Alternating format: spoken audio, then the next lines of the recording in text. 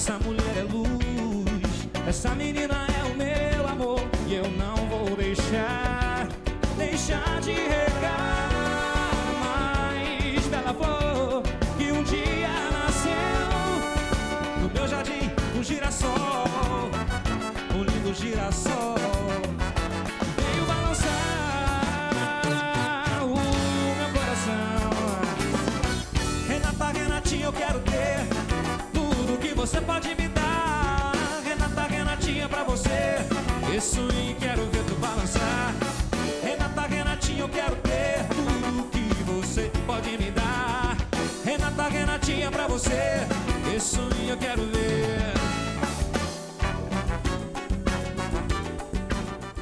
Do soul ao samba, com muito swing, sem deixar de lado o groove e a bossa nova, com uma identidade carioca. No refrão de hoje eu converso com o cantor e compositor João Sabiá.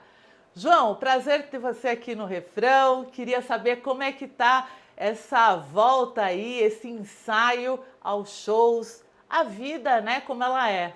Obrigado, André, pelo convite para estar aqui com vocês, batendo esse papo, falando de música, né? E já começar a aquecer os tamborins para esse retorno mesmo, né? Que a gente, aos pouquinhos, um show ou outro já estão acontecendo, eu vejo os colegas de trabalho também voltando para os palcos, isso é um motivo de muita alegria para a gente, né?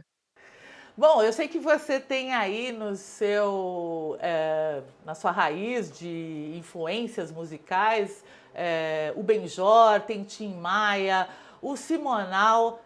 É uma super escola e uma referência, né? Pois é, bom, os nomes que você falou aí são nomes assim incontestáveis quando se trata de música popular brasileira, né? E eu sou nascido e criado em Copacabana, bem no pedaço ali do Beco das Garrafas, ali do Copacabana Palace, onde a coisa começou a ser cozinhada já nos anos 40, né? Com Dick Farney, Lúcio Alves, Johnny Alf, aí foi chegando, e aí veio a Bossa Nova, e aí o pessoal da Jovem Guarda, o tropicalismo, enfim, todo esse caldeirão que é a nossa música popular brasileira. Então, quanto mais eu estudo a música, mais escuto discos, mais eu vou elegendo momentaneamente um ídolo, né? Porque é difícil, né? Tem uma hora que eu fico ouvindo muito Jorge Benjor, aí outra hora eu fico ouvindo muito João Gilberto, aí depois é Tom Jobim, e enfim, também a música mundial, né? Que influenciou toda essa turma que eu acabei de falar aqui também, né? E cada um vai colocando um pouco do seu estilo, né? Porque a música ela acaba se transformando. Se você tem esse estilo, você acaba colocando uma pitadinha dele. E isso a gente vai falar um pouquinho mais pra frente, mas antes disso eu queria saber o início de tudo. Você começou tocando violão? O meu pai, ele chegou a ter uma carreira como músico, guitarrista, né? Só que ele jovem parou e seguiu para outros caminhos, mas tocava violão em casa, eu herdei dele, ele já é falecido, meu pai, mas eu herdei de violão de Giorgio, né, daquela tradicional da bossa, alguns discos desses aqui também eram dele, enfim. Então eu tive uma criação musical em casa, assim, né, de acesso a disco e instrumento, alguém tocando, ele cantava bonito, mas mais em casa com os amigos, né? E aí, na adolescência, o meu irmão, tem um irmão mais velho, 5 anos, ele se interessou pelo violão, começou a tocar e a compor, e eu fui influenciado por ele. Virou uma brincadeira em casa. Eu e ele, a gente compor, e eu não tocava direito, eu comecei a tocar, aprender um acorde ou outro. Então, começou bem dentro de casa mesmo. Assim, eu fui ter uma turma musical já adolescente, já lá para os 18, 19, que eu comecei a conhecer músicos mais, né? Porque era uma coisa muito de casa nessa época, né? Então, mas antes de ser músico, eu sempre fui ouvinte. Eu, desde criança, gostei de ouvir música, disco, pedia para comprar disco. Quando, eu lembro quando saiu o headphone, primeira vez que tive o headphone em casa, que era ainda na vitrola, minha mãe assistindo TV, novela, e eu com fone ali ouvindo disco do Michael Jackson, enfim. A música sempre foi uma coisa, até hoje, que não pode faltar em casa, que o silêncio é só para dormir mesmo. Você falou aí do seu irmão, vocês têm uma particularidade, né? Os dois são sabiá. Eu queria saber quando é que o João Cunha se transformou em sabiá e o seu irmão também. O meu irmão, ele foi por livre e espontânea pressão minha, né? Porque a gente tinha uma banda juntos, né? E eu não era João Sabiá, era João Oliveira, né? Meu nome, meu segundo nome. E aí, só que na adolescência, uma brincadeira de praia em Copacabana, eu tinha uma turma do colégio que era Sabiá, a gente se chamava de Sabiá. O Sabiá era uma coisa de colégio, assim, nada a ver com música, na verdade. E quando eu comecei a fazer show, esses amigos, obviamente, são os primeiros que começam aí nos shows, né? Falam, vou tocar, vai lá ver, pô, dá uma força, né? E os músicos viam esses meus amigos me chamando de Sabiá. Então, naturalmente, começaram a me chamar de Sabiá. Aí eu falava, não, olha, Sabiá é uma coisa do colégio, não tem nada a ver, é João Oliveira e tal. Não, você não é o Sabiá, você canta. E aí um dia eu resolvi assumir, né, isso, né? E aí passou um tempinho, como eu tinha a grande parte do meu repertório autoral é composto com o meu irmão, muitas músicas a gente fez junto, embora ele não viva de música, não trabalhe com isso, ele é um compositor muito bom. E aí eu falei, cara, vamos botar o teu nome de Sabiá também, porque aí força a coisa do irmão, as pessoas vão saber que são irmãos compositores e tal. E aí, na época, ele, beleza, vamos embora. Ele não deu muita atenção, não, mas deixou. Aí ficou. Então ficou a família Sabiá. Ficou. Você também está nessa turma, né, nessa geração que tem o Simoninha, tem o Jair Oliveira, tem os filhos da Elis também. Eu queria saber como que vocês se encontraram. Eu sou carioca, né? Atualmente eu moro em São Paulo, já estou aqui, vai completar 7 anos.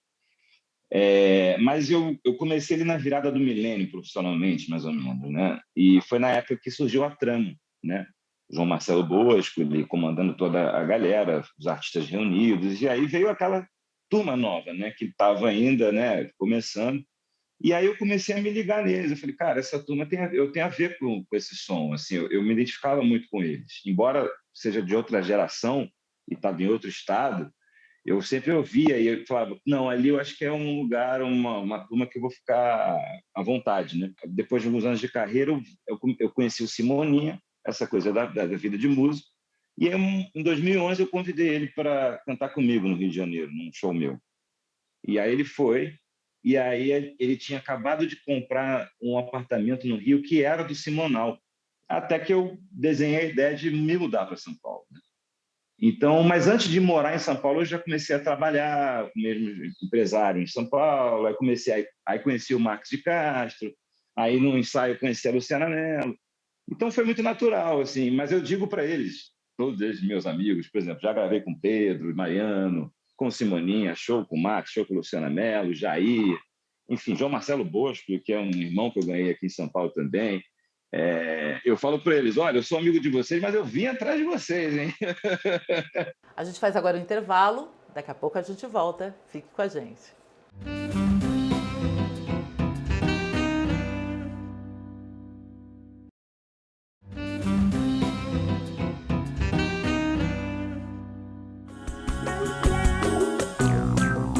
Coisinha danada de boa, a filha da minha patroa, que entra na loja e nem olhar, direto pra minha pessoa, e chega de banho tomado, vestido e cabelo molhado. Não sei se é coisa de Deus ou se é armação do malvado. Perfume de rosas pra me desestabilizar, e uma malemolência que é de matar. Perfume de rosas pra me desestabilizar, e uma malemolência que é de matar. De volta com o refrão, hoje eu converso com o cantor, compositor João Sabiá. João, eu queria falar agora sobre o Fama, né? Que era um reality show e você acabou participando, se destacando. E eu queria saber o que mudou na sua vida depois dele. Foi um momento importante para mim, porque eu estava com 23 anos, né? Eu cantava profissionalmente há 3 anos. Assim, com 20 anos foi quando eu resolvi viver de música, né? Tranquei a faculdade de radialismo que eu fazia, estudava rádio na faculdade Hélio Alonso, no Rio de Janeiro, em Botafogo. E aí fui para música. Só que eu tinha um acordo em casa com minha mãe, minha avó, que era quem, né, financiava, né, os estudos e tal, nessa época, começando a vida. Falei, olha, eu vou trancar, vou para música, se em 2, 3 anos, algum tempo, assim, né, nada acontecer, aí eu volto para a faculdade e pego e faço diploma, né? É aquela sonha dos pais, né? Não, se forma pelo menos, né? Aquela coisa. Então foi muito bom, porque eu estava começando, sempre difícil o começo, eu não tinha contato de família, eu tive que realmente começar do zero, fazendo os meus contatos, conhecendo pessoas a partir de mim, não era uma coisa herdada de ninguém da minha família. Então, quando apareceu essa oportunidade, eu fui para a TV e consegui me destacar lá, imprimir a minha personalidade musical, fazer o que eu gostava, sem crise musical, foi uma coisa muito leve para mim, o repertório que eu cantei, tudo que eu vivi lá. Quando eu saí, foi a confirmação final, assim, não, você vai viver disso mesmo, essa é a tua estrada. Então, isso motivou a minha família pra caramba também, quando eu senti essa mudança, né? Porque foi um fato diferente, né? Sair 3 meses na televisão, sem contato com família. Quando eu saí, na época, eu estava bem conhecido no Brasil, né? Então, eu senti essa mudança, sabe? Minha família sempre me apoiou. Isso aí eu não posso reclamar, pelo contrário. Mas depois foi legal, porque além de apoiar, eles vibravam, iam junto, todos os shows, sabe? Minha mãe até também já é falecida, mas ela foi a todos os shows até o fim da vida dela, que ela pôde, ela estava. Meus avós também, meu avó é viva, mora em Copacabana, Dona Diva, tem 96 anos, e até hoje fiz um show lá no Copacabana Palace, atrás da casa dela, um pouco antes da pandemia, ela foi assistir, então isso foi muito bom, e para mim, né, mesmo, né, de olhar e falar, não, estou no caminho certo, né? Você acabou virando uma referência também numa experiência como ator. Você atuou em Hoje é Dia de Maria, né? Que experiência foi essa? Como é que aconteceu o convite? E de que forma enriqueceu aí a tua carreira? Isso foi mais uma coisa fruto do Fama, porque a Maria Clara Fernandes, ela é uma atriz preparadora de atores, enfim, da mais alta qualidade, estava fazendo esse trabalho de casting junto com o Luciano Carvalho para essa minissérie, né? E tinha esse personagem que estava em aberto. Alguns atores fizeram teste, não tinha ficado satisfeito, alguns ele queria, mas não podia, por causa de novela, aquela coisa, ficou quicando a bola lá, né? E nem estava em outra, tinha acabado de sair do programa, estava fazendo show, e ela foi no show, me procurou no final do show, 2 meses depois do programa, alguma coisa assim, perguntou se eu tinha vontade de fazer um teste, se eu me interessava. Nunca tinha pensado em ser ator, essa que era a verdade, e aí fui fazer o teste. Ela me preparou, isso foi muito importante, porque eu era muito verde, assim, zero, e aí ela me preparou. É lógico que eu já tinha um traquejo de palco. Isso foi uma coisa que a Maria Clara percebeu nas minhas apresentações no Fama, por isso que ela foi me procurar, porque ela imaginou que eu fosse ator, ela me contou isso. Eu falei, mas você não é ator? Eu acho que eu já te vi em alguma peça. Eu falei, não sou. Enfim, e aí fiz o teste, entrei, foi meu primeiro personagem, meu primeiro trabalho, e eu ainda tive a grata surpresa, um pouco depois que eu fiz o teste, eu já estava contratado, já estava ensaiando, aí ela vem e fala assim para mim, a Maria Clara, ô João, você sabe a cena que a gente vai gravar, que é você, a viúva, a personagem? Eu falei, sim, a viúva é a Fernanda Montenegro, tá? Eu falei, sério? Ela falou, sério. E aí eu tive uma semana inteira com a Dona Fernanda, né? Foi um trabalho de atuação mesmo. Mas cantava, a gente cantava Vila Lobos, inclusive, né? A gente estava conversando um pouquinho antes sobre Vila Lobos. Sim. A gente fez um dueto que é o Senhora Viúva, né? Um clássico do repertório infantil de Vila Lobos. Eu tocando violão e a gente gravou mesmo ao vivo ali a cena, como foi mesmo. Então eu consegui ajudar ela nisso, nos ensaios. Então foi interessante porque por mais que a gente universos completamente diferentes assim, eu não conhecia ela, estava estreando uma baluarte, né? E com um projeto maravilhoso, um super diretor, Luciano Carvalho, mas a gente conseguiu trocar. Agora me conta o que é esse tal de sambalanço, porque o seu som era groovado, a gente percebe uma divisão aí, tem o seu primeiro trabalho, depois vem Nova Copacabana, e eu queria que você me explicasse por que você escolheu a bossa nova e, na minha opinião, você rejuvenesceu a bossa nova porque você colocou o seu groove que já estava aí internalizado na tua música. Pois é, o sambalanço, o nome sambalanço, ele é bem antigo, ele é mais antigo até do que a bossa nova, né? Ele é uma coisa do início da década de 50, as boates de Copacabana, Valdir Calmon, Walter Vanderlei com órgão, aí depois Ed Lincoln, né? É uma turma que estava ali junto com a bossa, né? E aí eu sempre tive uma influência muito forte pelo trabalho do Jorge Benjor. Assim, ele é um cara que abre muito a cabeça de quem ele influencia, né? Porque você conhece Jorge, aí você ouve o lance dele e depois você vai entendendo as camadas da onde que veio aquele som dele, né? João Gilberto, aí vai indo todo mundo.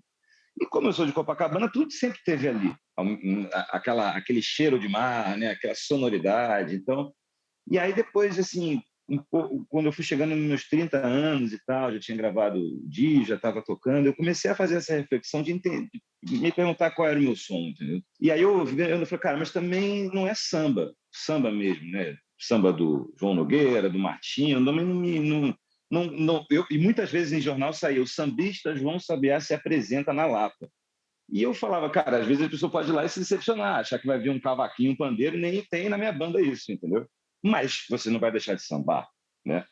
E aí também fiquei pensando, é bossa nova? Eu falei, não é bossa nova, porque a bossa nova tem toda uma história da bossa. Claro. Então, para mim, na minha cabeça, no meu entendimento, o sambalanço é o que eu acho que é o que mais dá um nome para o que eu faço. Lógico que com as suas dinâmicas e cores que aparecem, mas o sambalanço é uma coisa. E eu, de um tempo para cá, resolvi botar mais esse assunto na roda, sabe? Propor falar sobre o sambalanço, porque você mesmo, né, André, gosta de música, conhece isso, não só você, como vários colegas, me perguntam isso. Chega e fala, mas vem cá, o que é o sambalanço? Né? Então, eu acho que merece esse assunto, sabe? É um termo antigo que está um pouco esquecido e que talvez possa ser um novo suspiro dentro de um subgênero do samba. Bom, a gente vai ter que fazer mais um intervalo e a gente vai falar mais sobre bossa nova e composição no próximo bloco. Isso porque a gente vai para o intervalo e daqui a pouco a gente volta. Fique com a gente.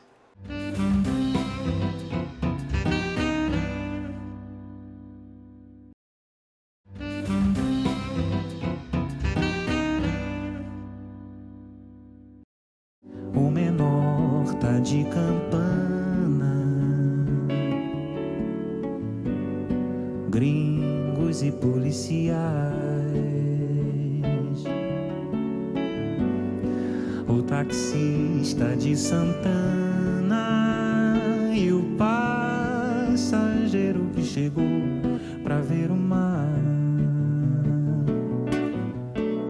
Pego a princesa Isabel, desço a Barata Ribeiro, sexo, amor e dinheiro, Prado com viveiros.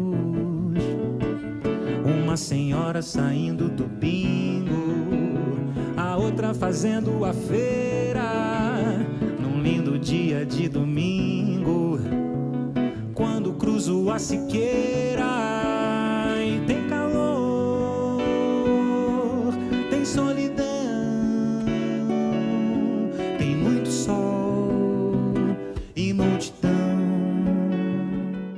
De volta com o refrão, hoje eu converso com o cantor, compositor João Sabiá. João, a gente está falando de bossa, falamos de Simonal.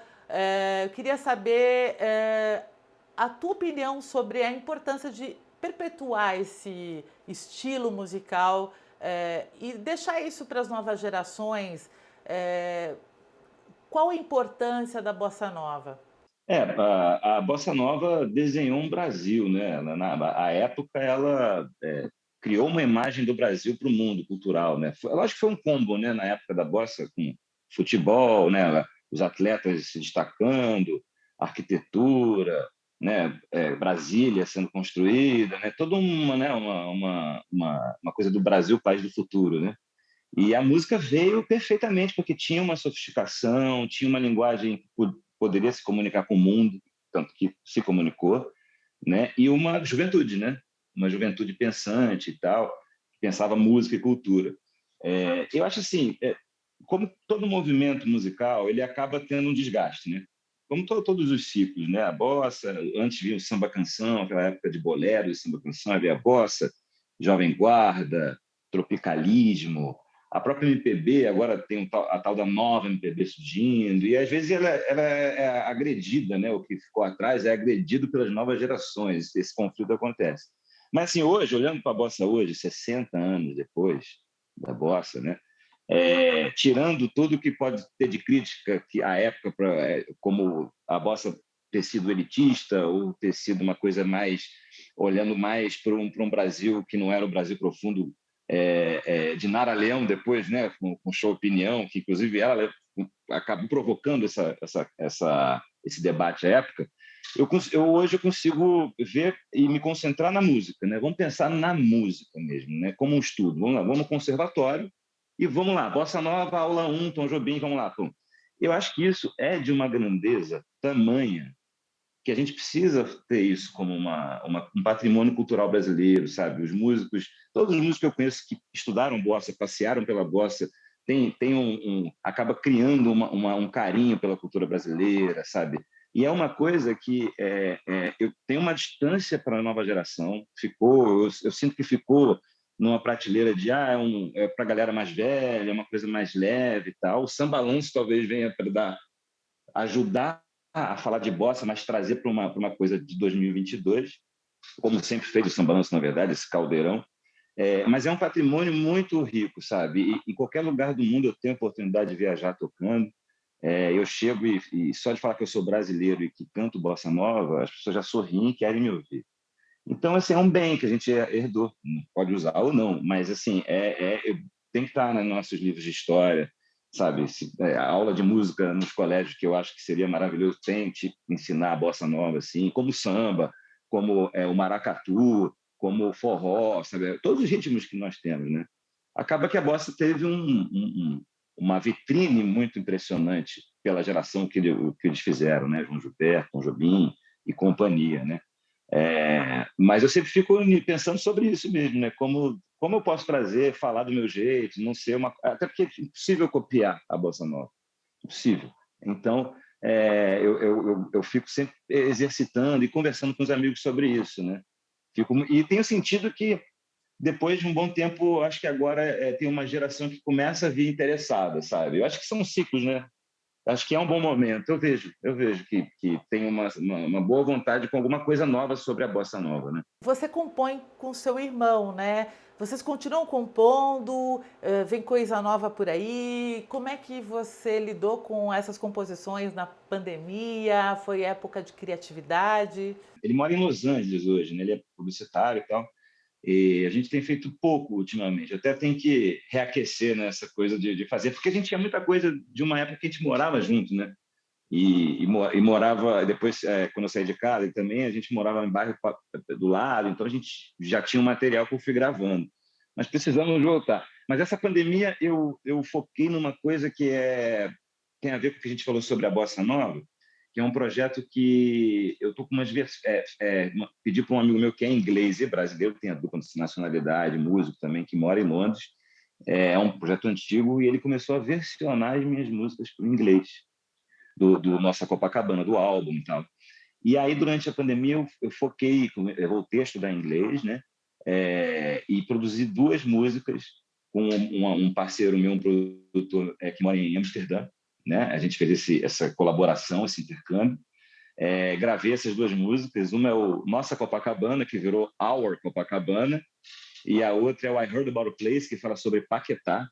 E aí já é exatamente fazendo a world music. A gente usou programação de bateria, eletrônica, os timbres. A gente foi mixado e masterizado em Amsterdã com uma dupla de DJs que fazem a mixagem analógica e digital. Então foi uma coisa bem para experimentar isso. A bossa nova hoje, ou o sambalanço, o som que eu faço, uma estética de world music que pudesse entrar nessa prateleira, né? Então daqui a pouco vai sair. Aí eu tive lá também em Amsterdã no ano passado e gravei os vídeos tocando. Então tem um pacote todo que está vindo, além de um EP junto com uma banda holandesa também chamada Mabassa, que a gente gravou 4 músicas autorais também que já estão aí na fase final. Então acabei que essa pandemia eu acabei consegui botar em prática um sonho antigo que era ter as músicas em inglês, conseguir cantar em inglês e falar e dar uma lapidada para poder apresentar aquilo, né? e criar essas conexões, né? Já tem provavelmente eu vou para a França final de setembro, também Canadá, que eu tive em 2019, provavelmente vou voltar. Agora a agenda está voltando, né?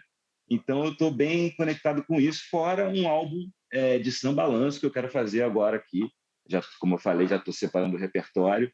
Eu quero fazer um álbum que seja aquele que você bota para tocar e deixa rolando até o final do disco. Você vai ouvir, vai dançar, vai se divertir, vai cantar. Um disco leve, como eu costumo falar, o som com cheiro de mar. O bate-papo foi ótimo, mas eu queria que antes, né, da gente encerrar, você mandasse aí sua mensagem. Eu quero agradecer, André, você pelo convite, pelo papo super leve, descontraído. Enfim, se deixasse aqui, a gente fica aqui o dia inteiro conversando, né? Ainda mais que você também toca, então a gente tem assunto à beça. Obrigado, TV Justiça. Parabéns pelo programa Refrão. Eu tive vendo algumas edições, achei muito legal, um prazer participar. E dizer para todos que a gente, numa visão de um artista de palco, que fui para trabalhar para música pensando nesse lifestyle que é viajar, tocar, gravar, e a gente ficou guardado aí 2 anos em casa. Então, que assim, quem puder, tiver dentro de todos os protocolos de segurança, vá prestigiar os artistas que estão voltando a tocar agora, sabe? A gente fica muito feliz de trocar essa energia, a gente sente que o público está com sede, então cada show está sendo emocionante, então vamos valorizar a cultura. Eu acho que a gente precisa agora olhar com carinho para o setor cultural que foi tão massacrado nessa pandemia. João, obrigada, sucesso. Obrigado, um beijo. E é isso, gente. O programa fica por aqui. Acompanhe nossa programação no site da TV Justiça, também no nosso canal no YouTube e no Instagram. Agora você fica com o som, a bossa, o sambalanço de João Sabiá. Tchau! Meu corte de cetim, teu perfume é de fazer inveja ao mais belo e vistoso jardim. E é Madonna, meu corte de cetim, tô cortando um dobrado, ficando em retalhos. Não me faz assim, não me faz assim.